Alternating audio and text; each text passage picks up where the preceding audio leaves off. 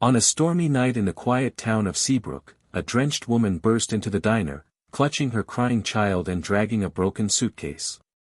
The rain hammered the windows, thunder shook the walls, and despair filled her trembling voice. Most people only stared, until the mysterious dishwasher, a man who looked poorer than anyone, threw on his battered jacket and ran into the raging storm to help. No one knew that behind his ragged disguise hid a truth that could shatter everything. So who was this man really, and what secret was he hiding from the world? The wind came in off the bay and pressed the town of Seabrook flat and quiet. Neon from the bait shop shivered on wet asphalt. Across the street, Clara's diner glowed like a lantern, windows fogged, silver bell over the door chiming with each arrival. Inside, the counter stools were nicked by years of elbows. A row of faded photos watched over the room. Fishermen with proud grins. Birthday cakes with crooked candles. A jukebox near the coat rack hummed a soft old melody. He chose the corner booth as if he were choosing a hiding place. Heavy jacket. Cuffs stained by travel. Stubble that looked more tired than unruly. He set the jacket beside him and folded his hands around nothing, as if warming them over a small fire that did not exist. His eyes took a slow tour of the room and landed on the waitress. Sophia Miller wore a blue apron tied in a quick knot and a pencil tucked behind one ear. She moved with practiced grace, balancing plates, refilling cups, remembering names. Her smile was not the kind that performs. It arrived simple and sincere. "Welcome to Clara's," she said, setting a glass down. "What can I get you to drink?" "Water is fine," he answered. His voice came from far away. "If it is all right to sit a while." "It is all right," Sophia said. "Take your time." He lifted the glass and drank in careful sips, eyes lowering each time someone crossed near his booth. The steam from the kitchen curled into the room. Bacon on the griddle. Coffee on the warmers. Cutlery chiming against plates. He watched a little girl steal a grape from her mother's salad and hide the victory behind a grin. He watched a man in a raincoat count cash with the corners of his lips pursed in worry. The diner seemed to carry the weight of many small lives and ask nothing back. Sophia returned and set a napkin under the glass, the gesture precise and gentle. "The soup is good today," she said. "Clam chowder. Thick and hot." His gaze climbed to the chalkboard and then slid away. "I appreciate it," he said. "Not today." Sophia noted the tremor in his fingers. Not the tremor of cold. The tremor of a person conserving energy. She had seen it in travelers who did not want to admit they were choosing between fuel and food. She drew a breath, glanced toward the register, and caught Clara Jenkins watching from her post by the pie case. Clara, with her wary eyes and heart that could never fully disguise itself, lifted one shoulder in a half-shrug that meant be wise. Sophia moved to the counter. "New face," she said quietly. "Storm is keeping people on the road longer," Clara replied. "We are not a church. We cannot feed the whole coastline for free." "I know," Sophia said. "I will cover it." Clara looked at her a beat, then nodded once. "Bread basket and a small coffee. Nothing fancy. If he makes trouble, I am the one who talks."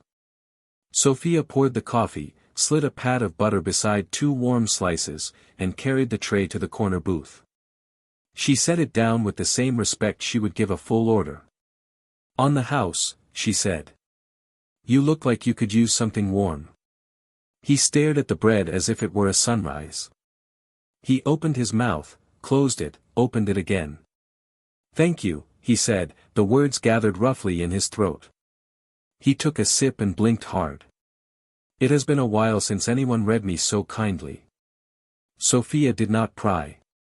She simply stood with him in the small silence until his breathing steadied. At the counter, Clara pretended to wipe the chrome and did not miss a thing. "What do I call you?" Sophia asked at last. He hesitated, then offered it carefully, like an object that could break. "Daniel Carter." Good to meet you, Daniel. I am Sophia. She tapped the pencil behind her ear. If you need anything, ask for me. He nodded, and she moved away to tend to a family by the window. Daniel buttered the bread in thin strokes and ate slowly, as if rehearsing how to be a person again. The coffee moved through his chest like light finding a narrow hallway. He studied the room with attention that came from another life. The way the register drawer stuck unless pulled at a slight angle. The way the head cook, Gloria, stacked plates so they would cool evenly. The way Sophia managed the floor with a small orchestra in her head. He finished and set the cup down with care. Outside, the rain thickened to a curtain. He drew the jacket onto his shoulders and stood, leaving the booth neat, napkin folded once, glass-centered. At the counter he paused. "Thank you," he said to Clara. Clara met his eyes, and some calculation softened. "Take care of yourself." He touched the brim of an imaginary hat, the gesture outdated and sincere. The bell over the door chimed. The night took him back. Sophia wiped the table where he had sat and found nothing left but a faint ring of steam on the formica. She pressed her palm to it and felt the warmth fading. It lingered just long enough to make her wonder where he would sleep, and what road had carried him to their door, and what weight he was trying so hard not to drop. Outside, the bay wind rose. In the dark lot behind the diner, a battered sedan waited with its engine cold. Daniel stopped beside it and listened to the rain roar off the roof. He looked back at the window where the lights were bright and steady, where a waitress had offered bread and dignity in the same breath. He drew the jacket tight and slid behind the wheel. In the hush of the car he spoke the words into the dim. "Do not be foolish," he told himself. "Stay small. Stay quiet." Yet in his chest, something answered with a lift, thin and stubborn, like a pilot light refusing to go out. Morning fog rolled into Seabrook, draping the fishing boats and rooftops in gray. Clara's diner came alive with the first clang of the kitchen bell. Gloria Evans set batter on the griddle, her motions practiced after 30 years of breakfasts. The jukebox hummed softly, though few customers noticed. Fishermen in rubber boots drank coffee by the counter. A retired teacher leafed through a paperback near the window. The diner moved with its usual rhythm, until the bell over the door chimed again. Daniel Carter stepped inside. He wore the same heavy jacket, though he had scrubbed at the mud stains until the fabric looked slightly cleaner. His shoulders carried less defeat than the night before. His eyes searched the room and landed on the paper taped to the glass, "Help wanted." He lingered, then pushed forward, voice tentative. "Is that position still open?" Sophia Miller straightened from wiping a booth. "Good morning," she said warmly. "It is still open. Are you looking for work?" Daniel nodded. "Yes. If someone will give me the chance." Clara Jenkins glanced up from behind the register. Her eyes narrowed, measuring him. Sophia sensed his hesitation, so she motioned him toward a table near the kitchen door. She placed an application form and a pen in front of him. "Take your time," she said gently. "Fill out what you can." Daniel sat carefully, smoothing the creases in the form. He bent over it with deliberate handwriting, though when he reached the line for address and phone number, his pen paused. After a long silence he scribbled something quick and moved on. His jaw tightened, but he kept writing. Sophia watched from across the room, noting the way his hand trembled slightly before steadying again. Clara approached her, speaking low. "That the same man from last night?"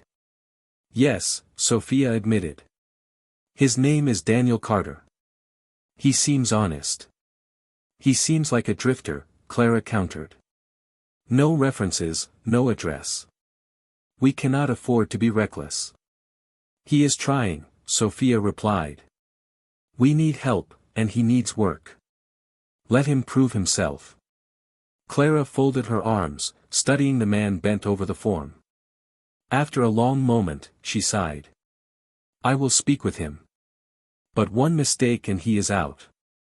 Daniel finished and approached the counter, handing over the paper. Clara unfolded it, scanning the neat letters. No address. No references, she said flatly. Daniel dipped his head. I have been traveling. I do not have anyone current to list. But I am a hard worker. I will not waste your trust. Clara pursed her lips. We need a dishwasher and someone to do light prep. The shifts start early, 6 in the morning. Pay is minimum wage plus shared tips. It is not glamorous. I will do anything, Daniel said. Thank you. Clara glanced at Sophia, who gave a small nod of encouragement. Clara turned back to Daniel. Trial run. Tomorrow at 6 sharp. Do not be late. Relief washed across his face. You will not regret this. After he left, Sophia tidied the counter. Clara eyed her. You are too soft-hearted. Kindness is not weakness, Sophia replied quietly. Sometimes it is the only thing that saves people. That night, Daniel parked his battered sedan in an abandoned lot on the edge of town. The coastal air pressed cold through the windows. He pulled the jacket tighter and reclined the seat as far as it would go. His breath puffed in the dim light. He could have afforded the inn on Main Street. He could have afforded half the town. But secrecy mattered.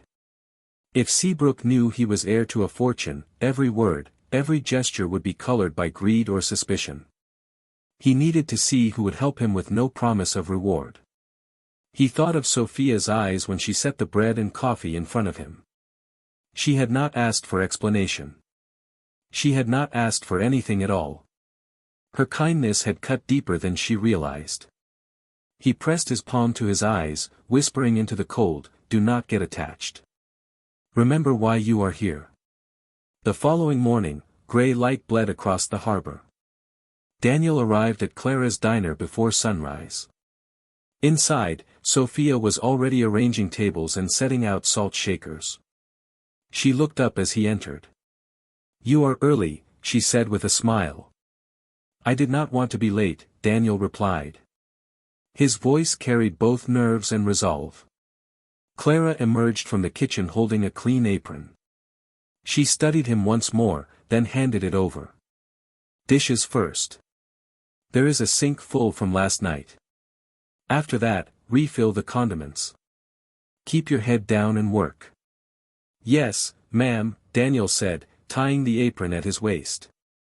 He stepped into the kitchen, where steam rose from the grills and pans clattered. Gloria Evans gave him a quick once-over, then returned to her pancakes. The pile of plates and greasy skillets towered in the sink. Daniel rolled up his sleeves and plunged his hands into the scalding water. Each dish, each pan, became a quiet vow. He scrubbed, rinsed, stacked. Grease clung stubbornly, water stung, but he pressed on. For a man who once sat at mahogany tables and signed contracts worth millions, the simple act of washing plates felt strangely grounding. Honest work, stripped of pretense, stripped of masks. He wanted this. Needed it. From the kitchen door, Sophia peeked in. She saw him bent over the sink, steam fogging his cheap glasses, sleeves soaked. She noticed the care in his motions, the determination not to complain. Something stirred in her chest. This man, whoever he truly was, carried a dignity that poverty could not erase. At the counter, Clara watched too, though her face betrayed nothing. She turned back to the register, but her eyes lingered once more. This stranger had accepted the lowest work without protest. Perhaps, just perhaps, he was worth the risk. The dawn mist had barely lifted from the harbor when the diner bell began its steady rhythm. Fishermen came in smelling of salt and brine, their boots leaving wet marks on the floor. Tourists wandered through in rain jackets, seeking pancakes and hot coffee before continuing their journeys. Inside Clara's diner, the air was thick with the comforting blend of bacon grease, maple syrup, and the clatter of breakfast plates. Daniel Carter stood at the sink, apron tied tight, sleeves rolled back.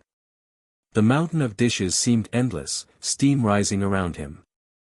The hot water stung his hands, but he welcomed the sting. Each plate scrubbed clean was a reminder that he could endure, that he was capable of honest labor no matter what his past had been. Soap suds clung to his forearms as he rinsed and stacked with practiced patience. Gloria Evans, the head cook, eyed him briefly over her shoulder. "Keep those pans moving, or we will drown in dirty dishes by noon," she barked, her voice sharp but not unkind. Daniel nodded and quickened his pace. He worked silently, listening to the sizzling of eggs on the griddle and the rhythmic scrape of spatulas against cast iron. Every so often, Sophia Miller passed by the kitchen door.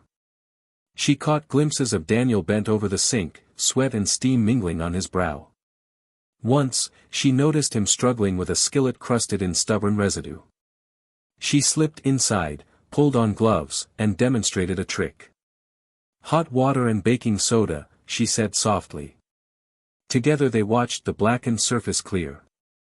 Daniel met her eyes with quiet gratitude. "Thank you," he murmured. She only smiled. "You are doing fine." By mid-morning the breakfast rush hit hard. Orders flew from the counter, coffee poured endlessly, and the jukebox hummed against the rising din of conversation. Sophia darted between booths, balancing 3 plates on one arm, refilling cups without breaking stride. Daniel dried his hands on a towel and stepped into the dining room to help. He gathered empty plates, cleared tables, and refilled coffee mugs, nodding politely to customers who studied him with curiosity. One man at the counter, Dr. Alan Kim, the local physician, adjusted his glasses and looked Daniel over.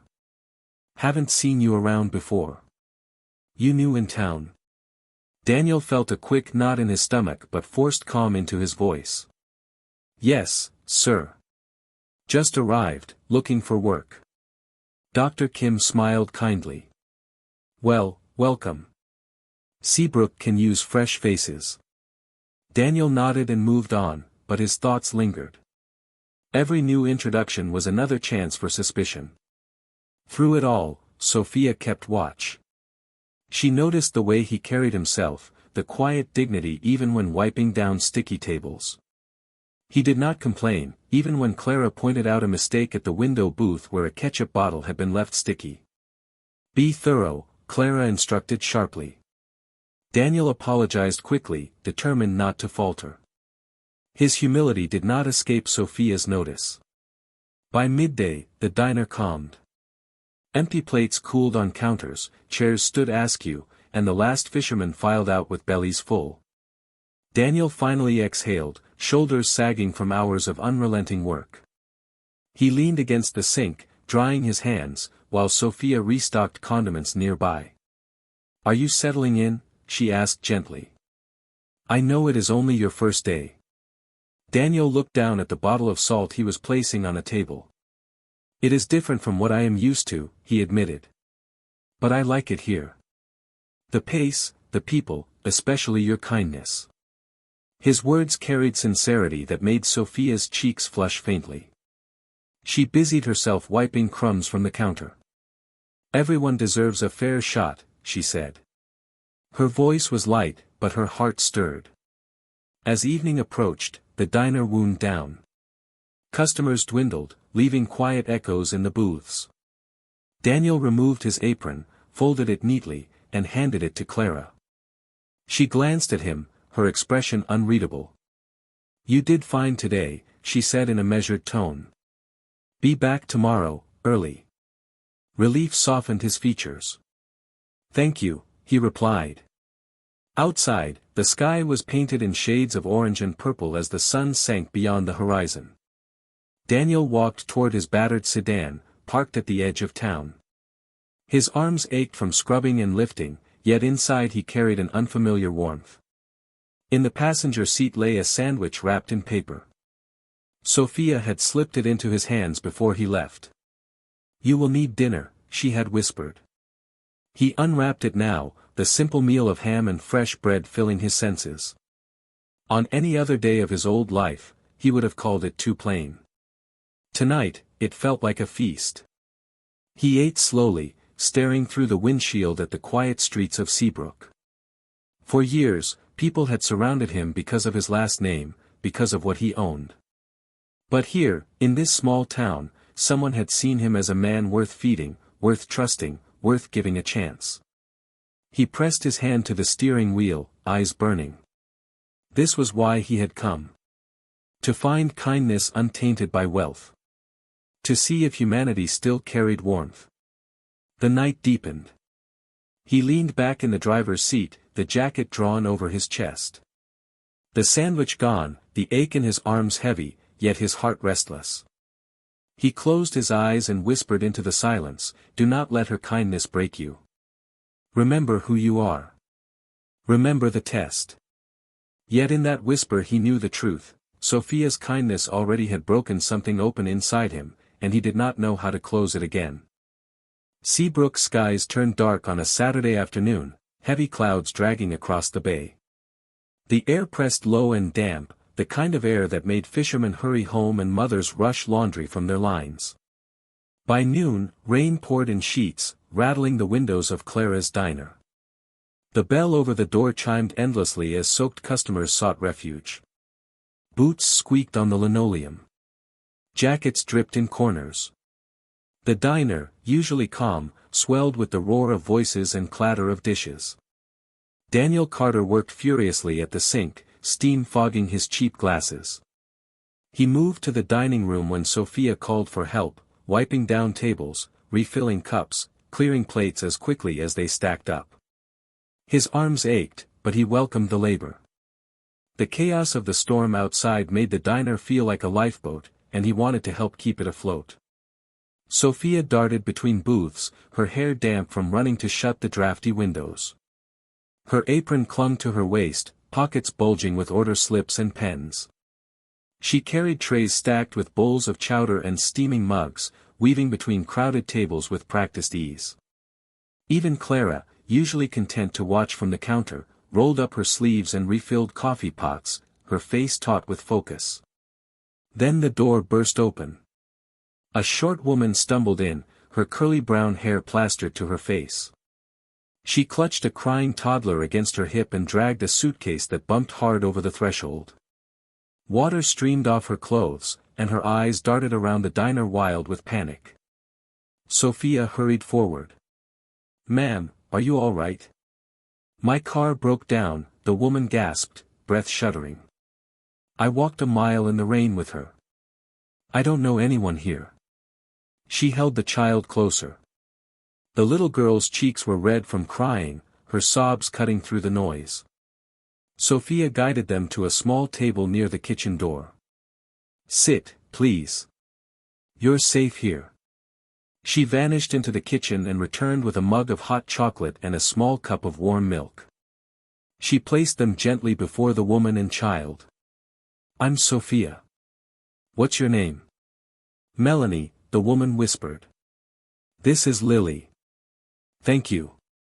Daniel appeared at her side with a pair of clean towels. He draped one over Lily's shoulders and handed the other to Melanie. "Here. Dry off as best you can."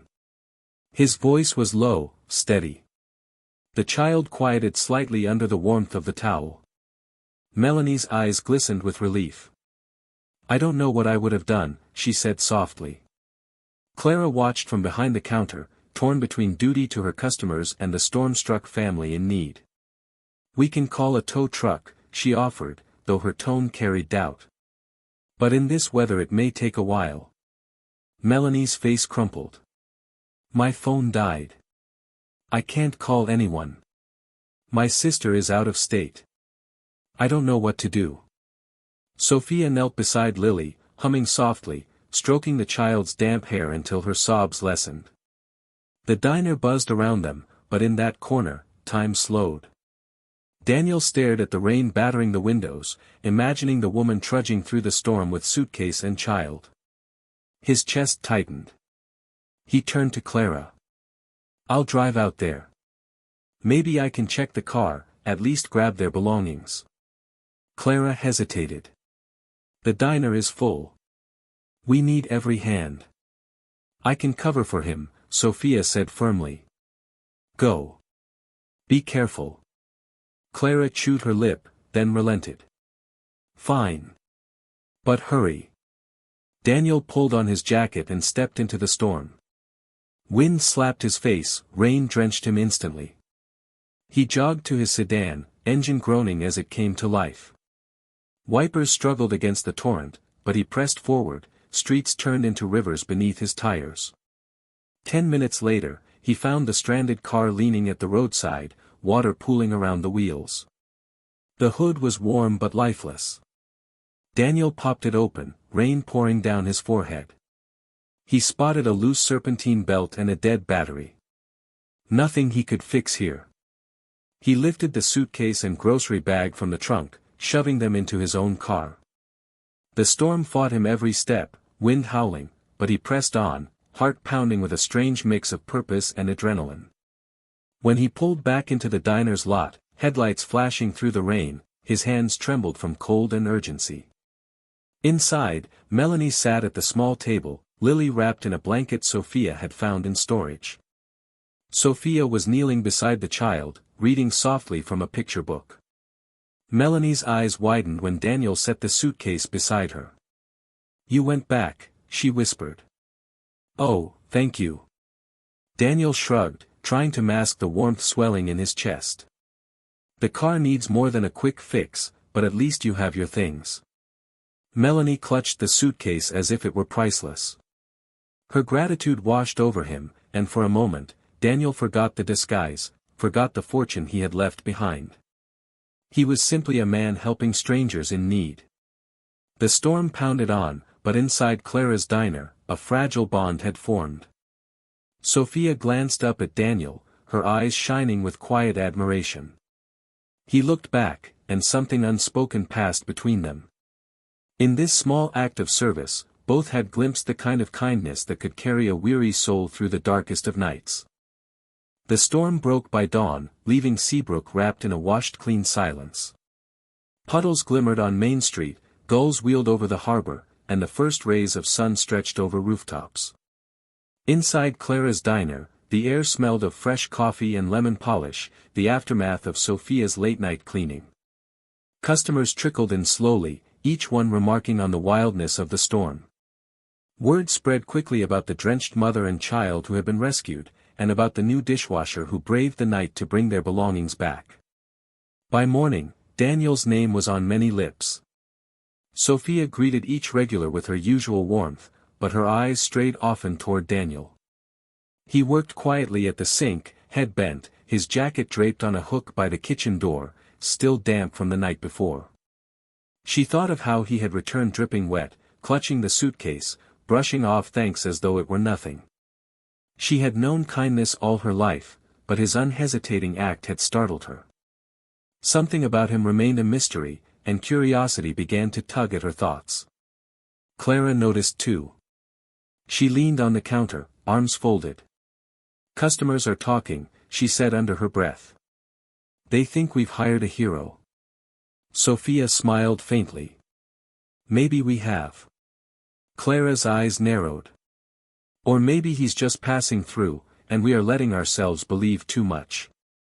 "Don't lose your head, Sophia."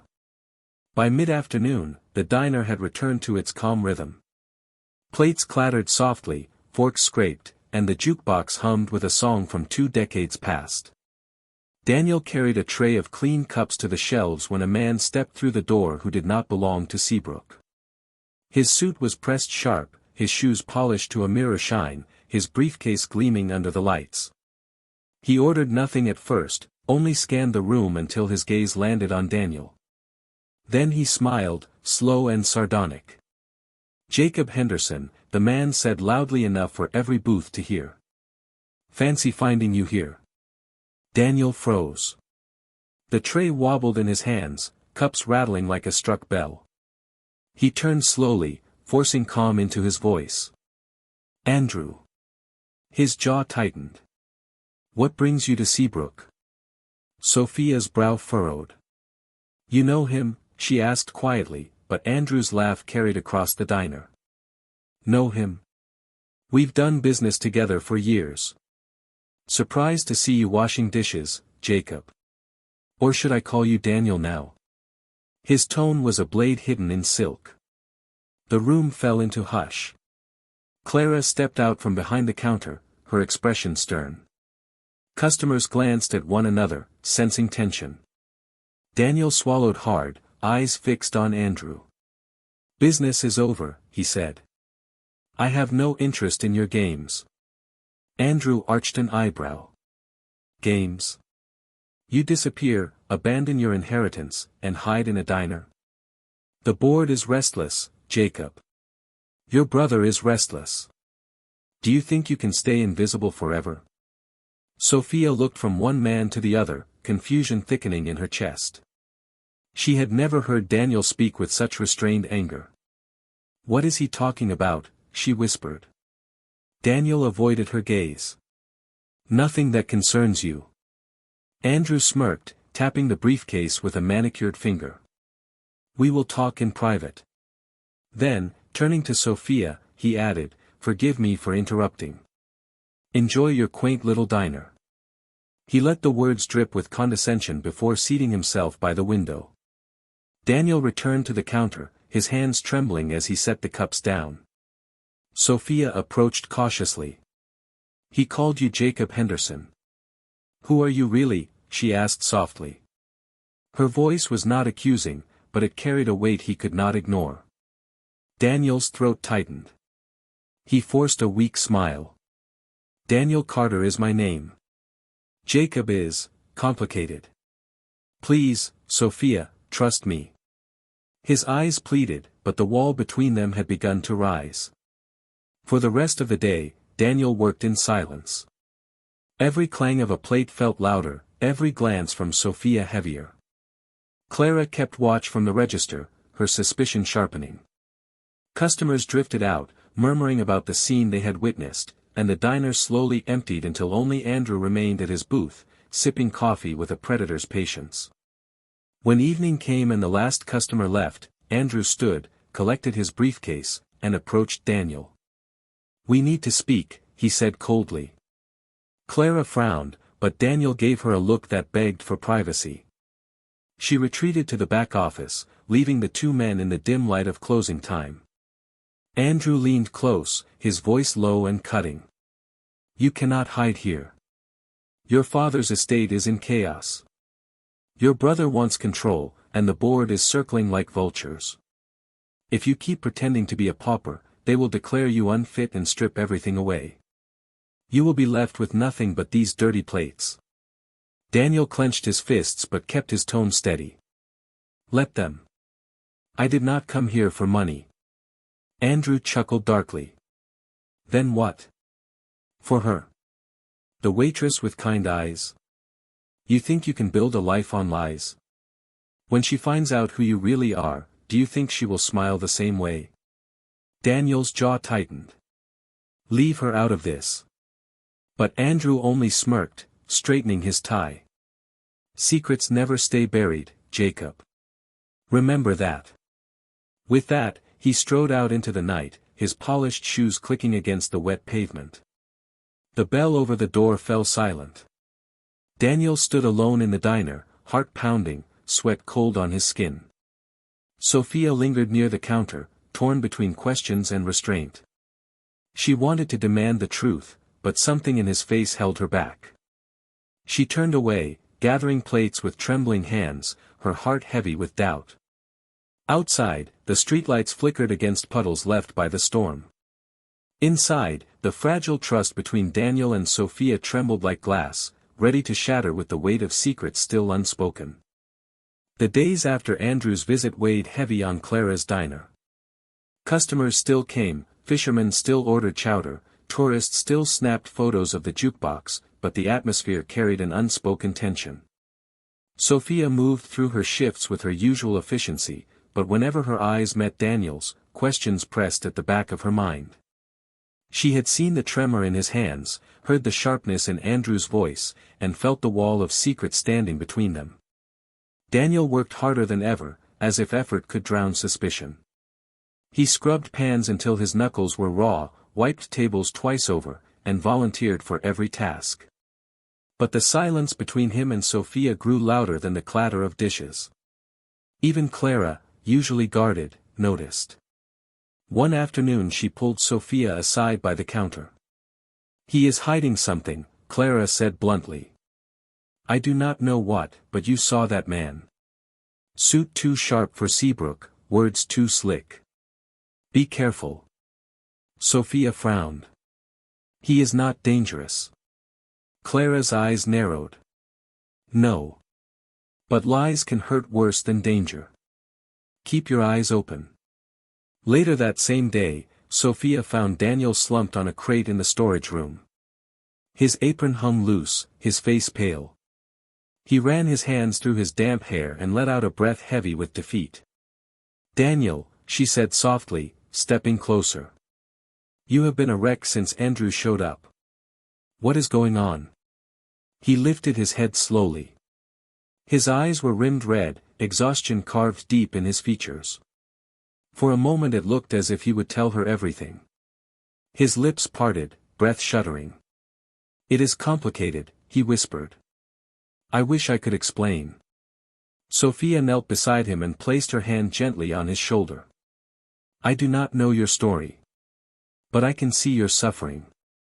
If you need help, or just someone to listen, I am here. No judgment." The sincerity in her voice pierced through his defenses. His chest ached with guilt. "You are too kind to me," he muttered, his voice unsteady. "After everything, you deserve the truth." Her eyes widened slightly. "What do you mean?" Before he could speak, Clara's voice echoed from the front. "Sophia, customer says he lost his wallet." The moment shattered. Sophia gave Daniel's shoulder a squeeze and hurried away. He sat frozen, the confession dying on his tongue, shame settling deeper into his bones. That night, when the diner closed and Sophia had gone home, Andrew returned.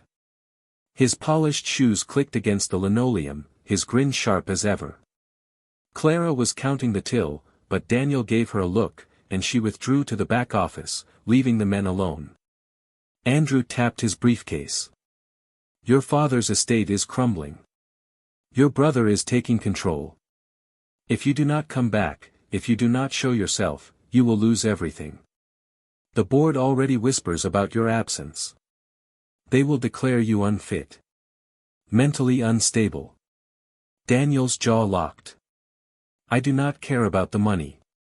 Andrew chuckled darkly. "Of course you do. If not money, then power. And if not power, then her." His smirk widened. The waitress. Sweet face, kind words. What happens when she learns you're Jacob Henderson, heir to millions, not some lost drifter? Daniel's chest tightened, rage threatening to spill. "Leave her out of this." Andrew leaned closer. "Your brother expects you in the city next week. If you refuse, he will drag you into court. And I will testify that you are unfit, playing pauper in a diner. Imagine the headlines. Imagine what Sophia will think." Daniel's fists clenched, but he forced himself still. "What do you want?" "Simple," Andrew said. "Sign away your voting rights. Give your brother control, and you can keep pretending here as long as you like. No lawsuits, no headlines. But stall too long, and I will make sure the world sees you as a madman." With that final threat, Andrew left, his laughter echoing against the diner's glass door. Daniel stood alone in the silence, chest heaving. The weight of his disguise pressed harder than ever. He could not protect both his freedom and his secret forever. Sophia's kindness had already cracked him open, and now Andrew threatened to shatter what little peace he had built. Later, at the harbor under the silver moon, Daniel leaned against the railing, the wind tugging at his jacket. His eyes burned as he whispered to the dark water, "How much longer can I keep this from her?" Behind him, footsteps approached. He turned to see Sophia, hands tucked in her sweater's pockets, surprise flickering in her eyes. "Daniel," she said softly. "I saw your car. Are you all right?" He forced a weak smile. "I am not. But I will be. I just have to take care of something." Sophia stepped closer, her voice earnest. You do not have to carry it alone. Let me help. The sincerity in her tone nearly undid him. His throat tightened with unshed tears. He wanted to tell her everything, right there on the pier, to strip away the lies and show her the man he really was. But Andrew's threat rang in his ears. If he spoke, he risked ruining her trust forever. I am leaving Seabrook for a while, he managed, voice trembling. Family issues. But I will come back. I promise. Sophia's grip tightened on his arm. Daniel, you don't have to go through this alone. He stepped back, tears slipping free. I am sorry. For everything. And before she could stop him, he hurried into the night, leaving her standing under the moonlight, her eyes filled with questions he could not yet answer. The city skyline loomed like a wall of glass and steel as Daniel Carter, Jacob Henderson to those who knew his true name, drove into the heart of his old life. Neon bled across the midnight streets, horns blared, and luxury cars flashed past his battered sedan. He felt small, an intruder in a world he had once owned. When he walked into the lobby of Henderson Enterprises, the security guard's eyes flickered with recognition. He flashed an old access card, and the elevator carried him up to the 28th floor where his half-brother waited. Peter Henderson stood by the penthouse window, sharp in a tailored suit, a glass of scotch in his hand. He turned with a smirk. Jacob. Or do you go by Daniel now? You've made quite a spectacle of yourself. Daniel kept his arms folded. What do you want, Peter?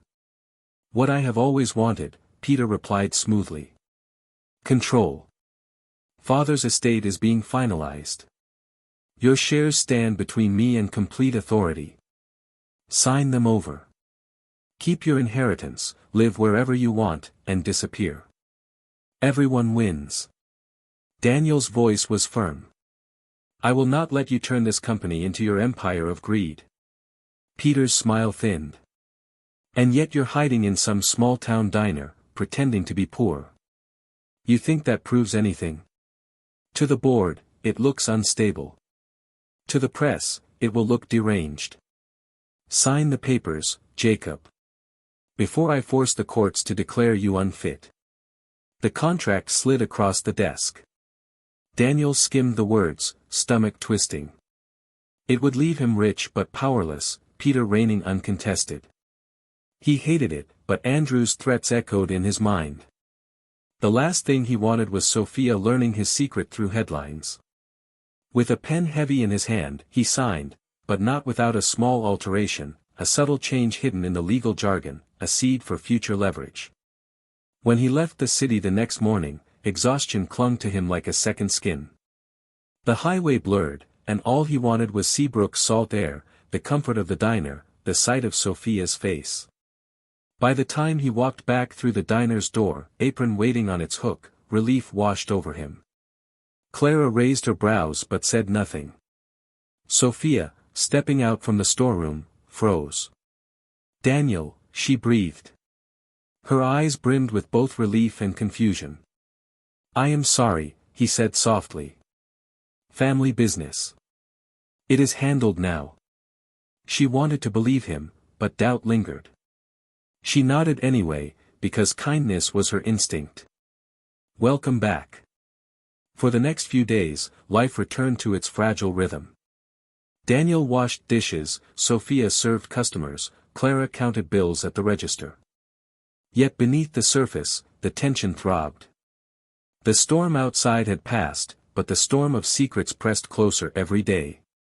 Finally, one quiet night, after the diner lights dimmed and chairs were stacked, Daniel asked Sophia if she would walk with him. The coastal air was cool, the moon bright over the boardwalk. They strolled in silence until the hush of waves filled the space between them. Sophia stopped, her cardigan pulled tight around her shoulders. Daniel, she said, voice trembling, I cannot live in this fog anymore. Who are you really? That man called you Jacob Henderson. Tell me the truth. Daniel's chest ached. He had rehearsed this moment in his mind 100 times, and still the words threatened to fail him. He drew a breath, steadying himself. "My name is Jacob Henderson. Daniel Carter is a mask. I am heir to the Henderson real estate empire. My father's fortune, my family's empire, all of it would have been mine. But I left it because I was drowning in people who only saw the money. I came here to see if kindness still existed without wealth. To see if someone could look at me and see more than a name." Sophia stared, lips parted, disbelief written across her face. "So all this time, you were lying to me." "I never lied about what mattered," he said quickly. "Not about how grateful I was, not about what I feel for you. Those things are real. But I hid the rest because I was afraid. Afraid that if you knew, you would see me differently." Tears welled in her eyes. "You made me believe you were penniless. You let me pity you. Was I part of your test?" "No," Daniel whispered, voice breaking. "You were never a test. You were the answer. Your kindness broke something open in me. It showed me what I had been searching for all my life. I should have told you sooner, but I could not risk losing the one person who treated me like a man and not a fortune." Sophia turned away, arms crossed, tears streaking her cheeks. The waves crashed softly below them, filling the silence between her hurt and his plea. At last she spoke, her voice fragile. "I do not hate you, Jacob. But you have broken my trust. I need time." Daniel's heart splintered. He nodded slowly, tears burning his eyes. "Take all the time you need. I will be here. No more lies." She walked back along the boardwalk, leaving him standing alone under the pale moon, the truth finally spoken, the future uncertain. The sea wind tugged at his jacket as he whispered to the night, "Please let her believe me. Please let her see me." The days that followed Daniel's confession weighed on Seabrook like heavy fog. Sophia Miller did not return to the diner. Clara explained to curious customers that she had called in sick, but Daniel knew the truth. His words had cut deep. Trust, once broken, was not so easily mended. He worked in silence, scrubbing plates and sweeping floors, his heart pounding with every glance at the door, hoping she would walk through. 2 mornings passed, then 3. Each evening, Daniel sat in his battered sedan staring at the lights in Sophia's mother's house across town.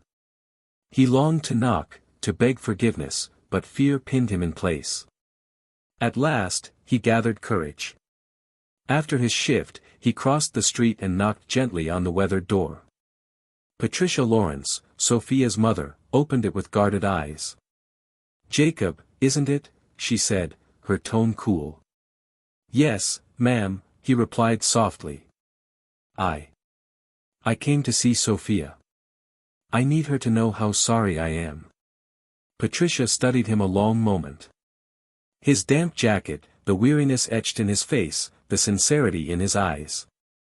She sighed. "She's not ready to see anyone. But I'll tell her you stopped by." She closed the door gently, leaving him on the porch, the sound of wind chimes filling the silence. The next day, trouble arrived in another form. Richard Caldwell, the town journalist, strode into the diner with a folder under his arm. He ordered coffee, then leaned across the counter toward Clara. "I've been digging. Your new dishwasher isn't who he says he is. I have proof he's Jacob Henderson, heir to the Henderson fortune. Care to comment?" Clara's eyes hardened. "I have nothing to say about my employees' personal lives. And you should leave before you turn gossip into poison." Richard smirked. "The people of Seabrook have a right to know if they're being deceived." "You want to ruin him?" Clara snapped. "For what? Selling a few papers? Get out." Richard left, but his warning lingered, "This story will break soon, whether you like it or not." That evening, Daniel drove once more to Patricia's house. This time when he knocked, the door opened to reveal Sophia herself. Her eyes were puffy, her voice quiet. "Why are you here?" "I couldn't let you hear it from anyone else," he said. The journalist is digging. He'll publish everything soon. But before the world twists it, I need you to hear the truth from me again. They stepped onto the porch under the flickering light. The night air smelled of salt and pine. Daniel spoke, voice trembling. I signed away my voting rights to keep my brother from dragging me into court. I gave up control so I could stay here, near you. Because the only thing that has felt real in years is you. Tears welled in Sophia's eyes. You don't need to give up your life for me. It isn't giving up, he said. It's finding it. With all my wealth, I was empty. Here, washing dishes, working beside you, I felt alive. You showed me kindness when I had nothing to give in return. That broke me open in a way money never could. Her defenses wavered. She thought of the night he braved the storm for Melanie and Lily. She thought of the simple sandwich he had eaten in his car, grateful as if it were a feast. She thought of the way he had looked at her, not as a waitress, not as a test, but as someone who mattered. Sophia's tears spilled. She let out a shaky breath. I'm still hurt, Jacob. But I can't deny what I've seen in you. I can't deny how much I care. Daniel's heart leapt, though he forced his voice steady. Then let me prove myself. No more lies. Just honesty. Whatever time you need, I'll wait. She hesitated, then stepped into his arms. Her body trembled against his chest, but she did not pull away. He held her, whispering, always. No more secrets. They stood there on the porch, bathed in the glow of the flickering light, uncertain of the road ahead yet bound by the fragile hope of a new beginning. Far above, a single star pierced through the clouds, faint but steady, as if blessing the fragile trust rekindled between a millionaire who had hidden from the world and the waitress whose kindness had broken his heart wide open. This story reminds us that true kindness comes from the heart and does not depend on wealth, status, or appearances. A small act of compassion can change someone's life, often in ways we never expect. It also teaches us that honesty builds trust, and even when truth is difficult, it is the foundation for real love and connection. This is a fictional work, crafted to feel realistic so that meaningful lessons can be taken from it. Any resemblance to real names, characters, or events is purely coincidental. Thank you so much for watching and supporting this channel. If you enjoyed this story, don't forget to like, comment your thoughts, and subscribe so you don't miss the next story. Your support means the world and helps us keep sharing inspiring tales like this one.